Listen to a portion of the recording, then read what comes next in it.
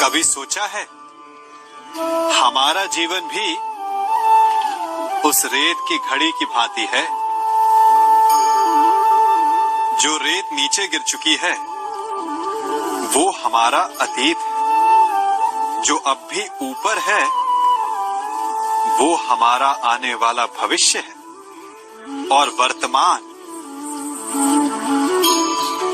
ये संकुचित स्थल है जहां से धीरे धीरे करके रेत गिर रही है। अर्थात हमारे पास जीने के लिए यही एक क्षण है। उसका उपयोग कैसे करना है ये हम पर निर्भर करता है। जो बीत गया उसका दुख मनाना है या जो भविष्य में होने वाला है उसकी प्रतीक्षा में क्रोध करना है। सब कुछ करने के लिए यही एक क्षण है। प्रसन्न रहना है तो उसके लिए भी यही एक पल है। प्रतीक्षा करते रहोगे तो ये पल भी भूतकाल में बदल जाएगा। इसलिए आनंद के लिए, परोपकार के लिए प्रतीक्षा ना कीजिए। आपके पास जो पल है उनका भरपूर सदुपयोग कीजिए, क्योंकि इस घड़ी को पलटकर आप फिर से समय अवश्य गिन सकते हैं, परंतु अपना बीता हुआ समय आप वापस नहीं लौटा पाएंगे।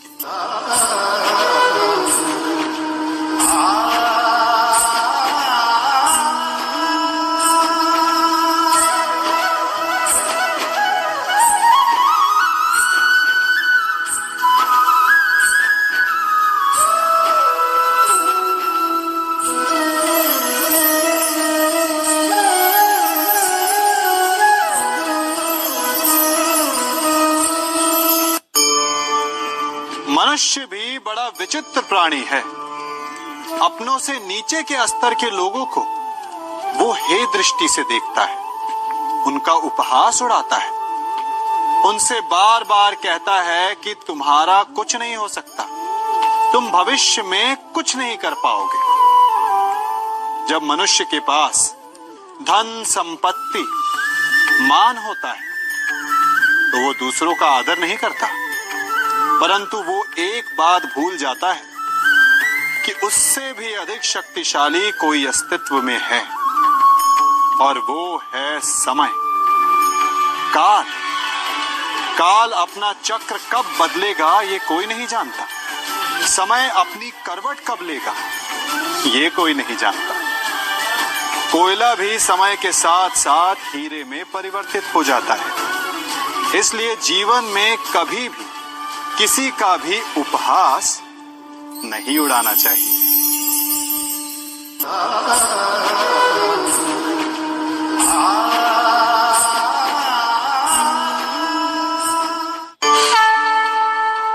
गर्व,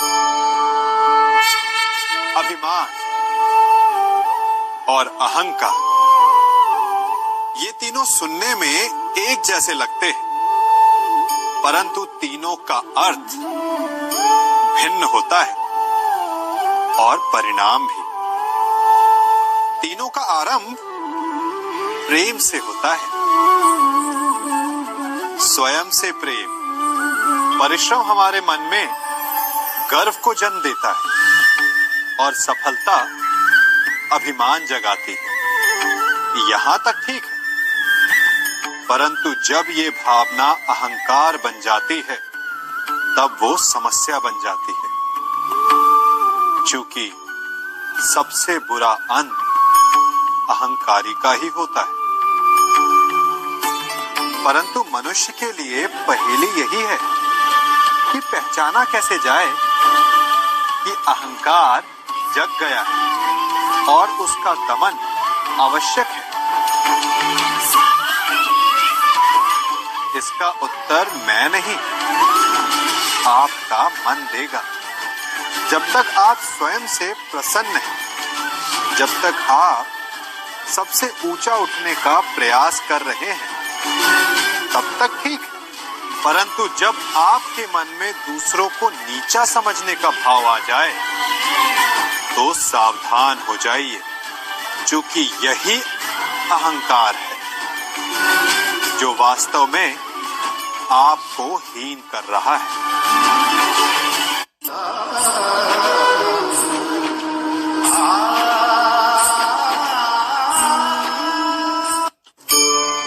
आज मैं आप सबको एक कहानी सुनाता हूं। एक दिन गोकुल में दो व्यापारी आए। एक व्यापारी शहद का था, बड़ा मीठा शहद था उसका, परंतु वो गोकुल में टिक नहीं पाया। उसके व्यापार ने घाटा खाया और शीघ्र ही वो गोकुल छोड़कर चला गया। और दूसरा व्यापारी मिर्च का था। पहले दिन वो एक पोटली लाया और दूसरे ही दिन वो पूरी बैलगाड़ी भर कर लाया। और धीरे धीरे पूरी मथुरा में उसकी धाक जम गई। मुझे बड़ा आश्चर्य हुआ, तो मैंने बाबा से पूछा कि ऐसा क्यों कि एक मीठे शहद का व्यापारी कंगाल हो गया और एक मिर्च का व्यापारी धीरे धीरे नगर सेठ बन गया। बाबा मुस्कुराए और उन्होंने कहा कि मीठी बोली बोलने वाले की तीखी मिर्च भी बिक जाती है और जो कड़वी बोली बोलता है उसका मीठा शहद भी नहीं बिकता। वाह, कितने उत्तम विचार हैं उनके, और उचित ही है। मनुष्य अपने जीवन में सदैव अपने वचनों से उठता है और अपने वचनों से ही गिरता है। इसलिए अपने जीवन में सदैव मीठी बोली बोलने का प्रयास कीजिए, आपका जीवन सरल हो जाएगा। मनुष्य की सबसे बड़ी दुर्बलता क्या होती है? सोचिए। धन, प्रेम, अहंकार। मनुष्य की सबसे बड़ी दुर्बलता होती है उसके रहस्य। चाहे आप कितने भी शक्तिशाली क्यों ना हो, कितने भी प्रबल क्यों ना हो, परंतु उसके रहस्य उसके नाश की चाबी होती है। इसलिए यदि प्रबल रहना है, शक्तिशाली रहना है, समर्थ रहना है, तो अपने रहस्य को किसी को भी ना बताएं, ना मित्र को और ना ही शत्रु को, क्योंकि समय पड़ने पर कब कौन शत्रु हो जाए ऐसा कहना संभव नहीं। विभीषण को रावण के अमृत कुंड का ज्ञात था, इसीलिए प्रभु श्री राम रावण का वध करने में सफल हो सके। इसलिए उचित यही है कि आप अपने रहस्य को स्वयं तक ही सीमित रखें।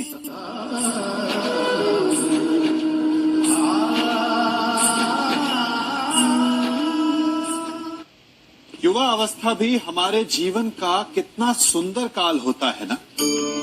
बाहु में बल, मन में कुछ बड़ा कर जाने की चाह, आंखों में भविष्य के सुंदर और कोमल सपने। और इसी अवस्था में मनुष्य के भीतर पनपता है प्रेम। किसी को देखकर उस पर मन मोहित हो जाता है और फिर मनुष्य अपना सब कुछ उस पर न्यौछावर कर देना चाहता है। फिर प्रेम की परिणति होती है विवाह में। क्यों? सबको अपने खट्टे मीठे संस्मरण स्मरण हुआ है ना, परंतु यहीं से अधिकतर माता पिता और संतान के मध्य विचारों का विरोध प्रारंभ हो जाता है। संतान को लगता है कि उसका चुना जीवन साथी ही उसके लिए उपयुक्त है, और माता पिता को लगता है कि संतान अनजाने में भूल कर रही है। संतान का तर्क होता है कि उसे विवाह किससे करना है, ये उसका अधिकार है, और माता पिता का तर्क ये होता है कि अब भी जीवन साथी चुनने की समझ संतान में है ही नहीं। तो इस अवरोध को काटा कैसे जाए, उचित निर्णय कैसे लिया जाए? इसका एक ही मार्ग है, अपने उत्तरदायित्व का भान और अपनों से बड़ों के मापदंडों का भान। विवाह करने से पूर्व ये जान लेना आवश्यक है कि विवाह केवल अपने प्रेम को पाने का मार्ग नहीं, अपितु विवाह से जीवन का एक नया द्वार भी खुलता है। और हर नए जीवन के साथ नए उत्तरदायित्व भी होते हैं, और यदि इन उत्तरदायित्वों को समझकर निर्णय लिया जाए तो विश्वास कीजिए आपका दाम्पत्य जीवन आनंद से भरा रहेगा और आपको कभी ये पछतावा नहीं होगा कि आपने कोई अनुचित निर्णय लिया।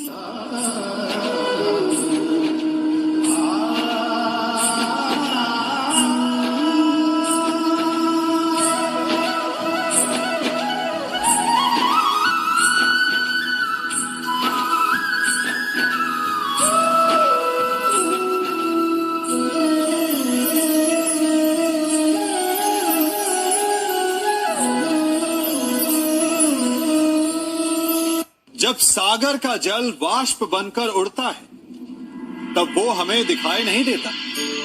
मेघ उस जल को अपने भीतर छिपा लेते हैं, लंबी यात्रा करते हैं, प्रयास करते हैं कि वो जल सदा उनके भीतर छिपा रहे, परंतु जब वायु का वेग उन्हें उड़ाकर किसी पर्वत से ले जाकर के टकरा देता है तब उन मेघों को बरसना ही पड़ता है, क्योंकि यही नियति है, यही प्रकृति है।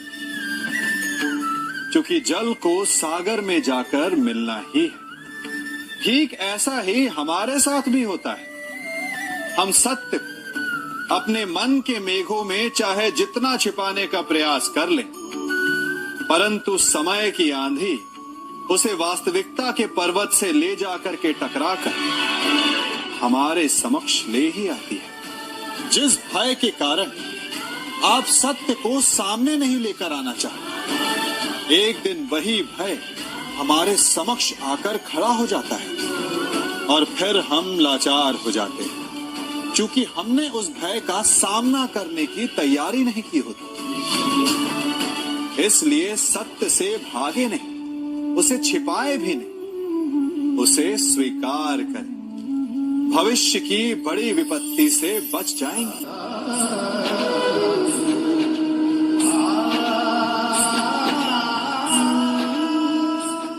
कभी कभी आप सबके जीवन में एक ऐसी विचित्र समस्या अवश्य आती है कि शक्तिशाली के समक्ष मौन हो जाए।